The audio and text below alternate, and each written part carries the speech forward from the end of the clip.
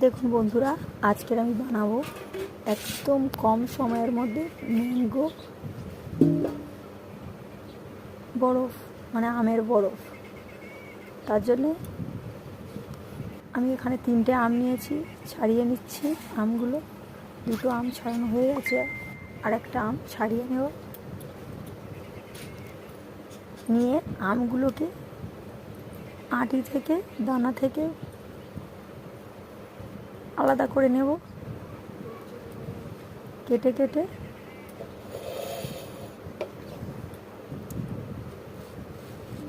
নেওয়ার পরে সেগুলো এবারে মিক্সিতে দিয়ে দেবো। সবগুলো কাটা হয়ে গেছে। 2টো আম আমার বেশি পেকে গেছিলো। তার সঙ্গে দিয়ে দেবো চিনি, দিয়ে দেবো পরিমাণ মতো।